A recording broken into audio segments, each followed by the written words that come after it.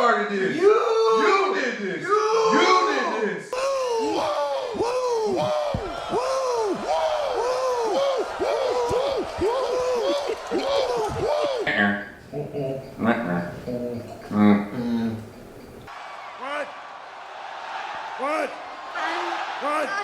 Whoa!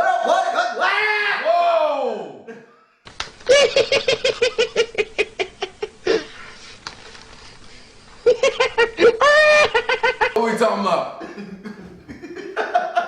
Because my oven is on preheat. You understand? We're going to talk.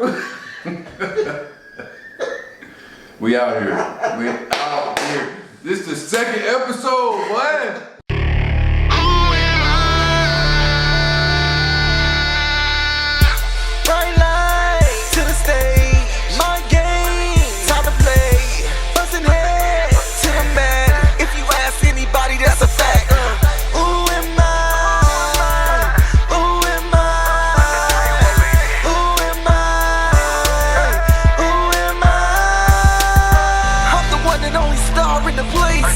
I'm the one and only star in the place, yeah. You don't want to step to me. You don't want to come for me. You don't want to step to me. What up and welcome to the second episode of Wrestling with Naja. And as you can see today, we have some of our regular segments and we also have a special guest. So make sure you hit that subscribe button. Make sure you hit that notification bell so whenever new content comes out or a new match or a new show, whatever comes out, you'll be notified. But let's get to it. Today we're going to start off with the Q&A segment.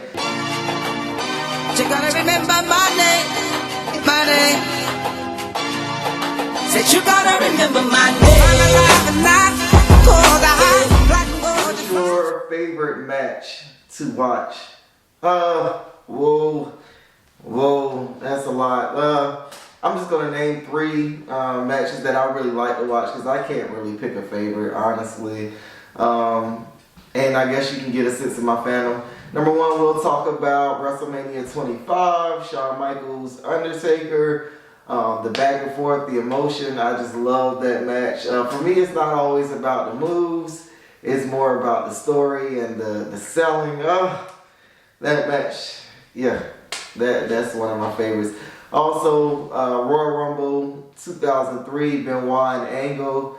That emotion in that match. You couldn't tell me that Benoit wasn't going to win that title. I don't know. You know, that's just one of those matches where I love the story of it. Just the back and forth, the submissions, the counters of the submissions. And then, let's see, 1992, 91 SummerSlam, Brett and Mr. Perfect. The leg story, Mr. Perfect being the perfect heel, how he got into the sharpshooter at the end. Love that match. So yeah, that's question number one out the way. Those are three matches that I really like that you should go watch. Fire up your Peacock Network. Question number two on the Q&A segment is, what's the freakiest thing you ever did? Hold on, what? What you mean? You mean like being nasty? Like nasty? Well, this one time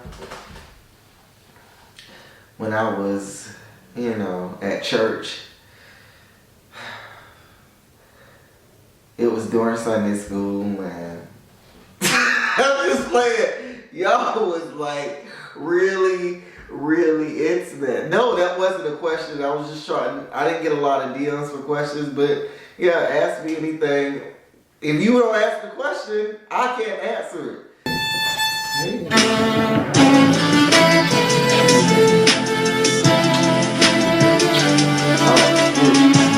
Today, my first guest ever.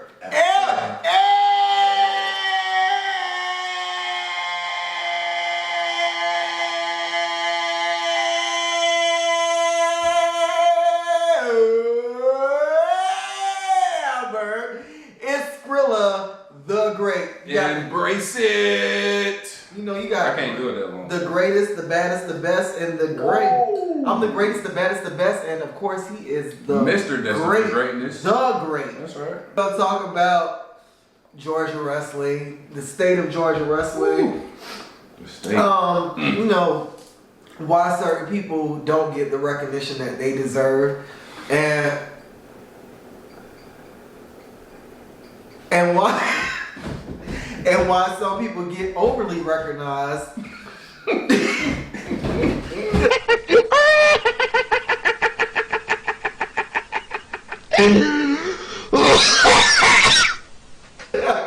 Because we out here. this is so We out messed here. up. We're out here. So let's You started this. You did this. You did this. I'm validated. 2021 has been a redemption tour for you, and 2021 has been a comeback tour for me. So it kind of like. Yeah, goes together, right? Yeah, exactly. Yeah, okay. It's all this validation going on. Where'd you get that word? But honestly, I came back last year at the beginning of the year. I came to a PCW show and I was like, okay, they got a building now. Mm-hmm. We can change this. And I was like, you know what? I was sitting in the audience. Okay. I didn't come to wrestle. I came. My best friend was like, man, you know, PCW started back up. You should come watch it and stuff. Okay. I was like, okay, I'm gonna come watch. And I was watching the show. And I was like, man, this show could be better if we do this and if we do that. And I was like, And after that show, it all like turned around. I ended up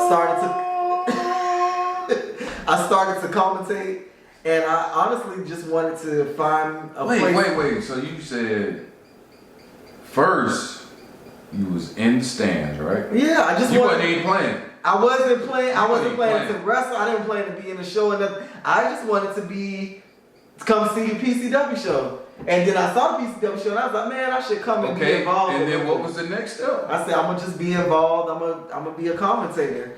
And then after like 3 months of commentating, I was like, So you gradually built your way to getting into where you wanted to be, right? Not where I wanted to be is where I was destined I mean, to be. of course. It's destiny.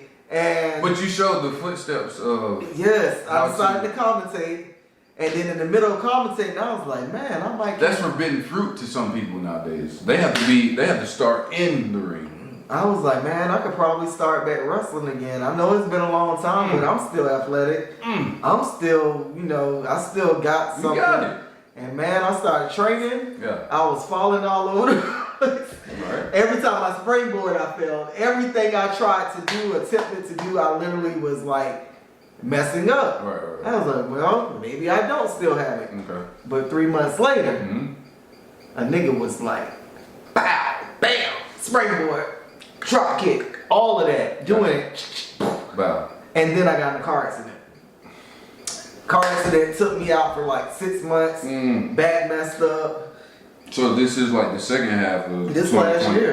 You know what I'm saying? This is the second half of 2020? Okay. Yep. And then around November, at the end of November of 2020, my chiropractor was like, okay, you can start back working out and doing all of this. So I started back training, and then in January this year, we decided to do the comeback match, me and ERC, and things just has been up since then. And it's gonna stay that way. That match was confirmation that I still have it, I never lost it, and all of that good stuff. And I feel like I've been putting on bangers since then. Bangers only. I plan on continuing to do that because when I show up, I show out, and when I walk in the building, it's time to fight. Man, you better know that damn catchphrase.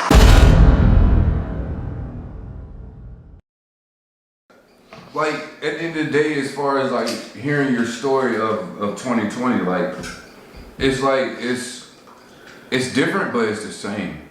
Because I was in that position with GIPW, like I was the champion at the top of 2020, and seeing the changes that needed to be made with the product and just pushing the younger guys to get to the next level for that product. It was more the same. Like, so it was like I was the front line, but I was doing behind the scenes stuff too. You know what I'm saying? Like, but then everything was booming for me, and then my best friend died.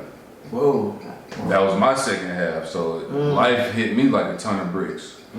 And I had to slow myself down, and I took a break from wrestling. And then the top of the year, that's when I was like, okay, this is my redemption. You know what I mean? Like, because I was in a dark place when my homeboy died, you know what I mean? So I had to redeem myself from all the things that happened, from whether bookers were like, oh, we can't depend on Skrilla. Man, they knew they could depend on me. They just, at the end of the day, I went through life problems and I needed to redeem myself from them.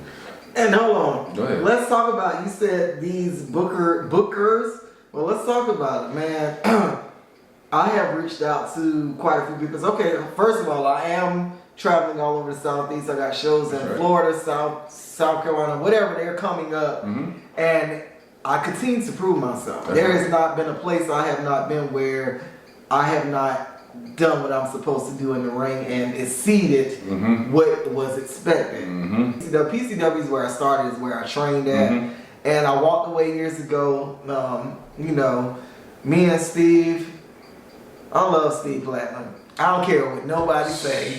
I don't care.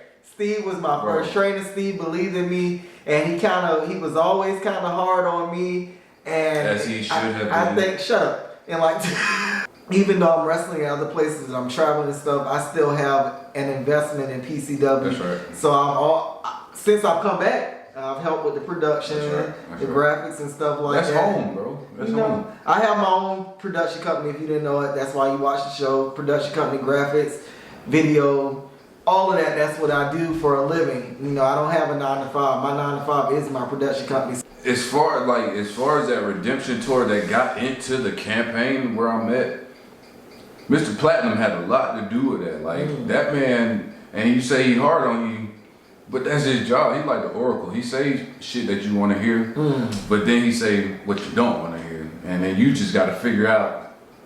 I felt like Steve would never just give me the opportunity. I felt like he wants to see if you hungry for it. One of my narratives I feel like through my entire wrestling career is I've had to scratch a claw to get, no matter how good I was in the ring, no matter how many people said I was good in the ring, nothing has ever been given to me. Facts. Till this day. Facts.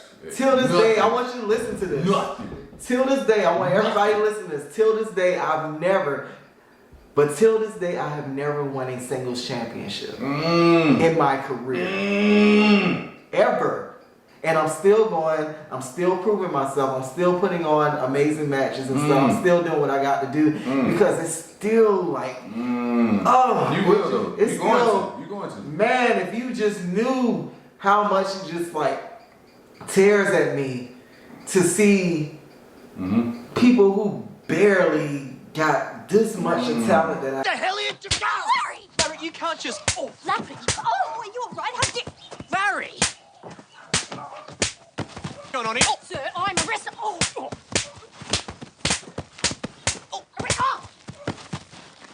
At the end of the day, I can't hate on what other people. That's got. right. That's right. I still gotta support. And it's not a hate thing. It's just knowing that you are that damn good. You know what I mean? You know you good. You know you're supposed to be in the talks with these guys. Shout out to all the guys that have a name in Georgia. Like, and this is all we're saying is we should be a part of that because we've shown it. We got the body of work that you should watch and pay attention and see. Like, I done been there, we talking about glass ceilings, I done been there to where nobody said I was gonna be nothing because I was a backyard wrestler when I first started. Holy crap, we get to September 2021, and guess what? You see my face in Sports Illustrated, along with others. Is that not a beautiful thing? Because like you got to continue, like, and this is homie to homie, like, don't let them haters and naysayers and all them like block what you got going on, because at the end of the day you got a bright future and you gonna keep going. You gonna be doing stuff like that among stuff than what we've been doing, bro. Like, you already know.